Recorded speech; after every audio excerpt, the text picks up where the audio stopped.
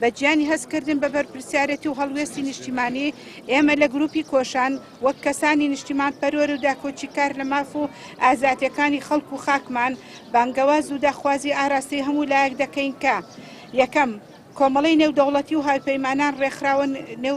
دەوڵەتیەکان و نەتەوە یەکگرتووەکان و لایەنە دامەزرا و پەیوەندیدارەکان لە ئەس ئەو داگیرکاری و هێرش و پێشەلکاریان و بە ئامانجگرتنی ژینگەی هاونیشتیمانیانی کوردستان بێدەنگ و بێ هەڵوێست نەبن سنوورێک بۆ داگیرکاری دابنێن و ڕێگە نەدەن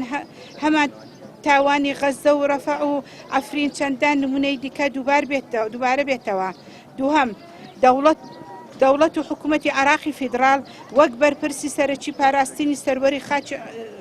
خاک و خەڵکی کوردستان و عراق هەڵوێست و ڕێگەری نیشان بدات لە هەمبەر هێرشەکان و جێڕانەوەی سوپای تورکیا بۆ ئەو دیو سنوورەکان هەروەها تێوە نەگلێت لە هیچ ڕێکەوتنێکی پلانجێڕی هەرێمی دژ بە کوردستان. سێم حکوومەتی هەرێمی کوردستان و پارتە سیاسیەکان و ڕێکخراوەکان و دامەزراوەکان هاو نیشتیمانیان و وڵات پارێزان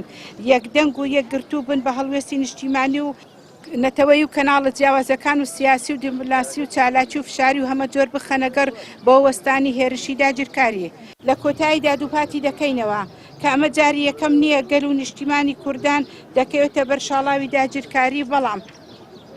هەمیشە بە یەکگرتو و یەکێتی ڕیزەکانمان داگیرکەران تێکشکاون و گەلی کوردیش هەر بە زوندەیی ماوەتەوە بە دڵنیایەوە ئەم جارش ئیرادەی گەل و نەتەوە سەر دەکەوێ و هەرگیز نانەوێت ئاڵاکەمان. گروپی کۆشان بۆ پرسە نیشتیمانەتەوەی مرۆیەکان ڕانیا 6/7/2024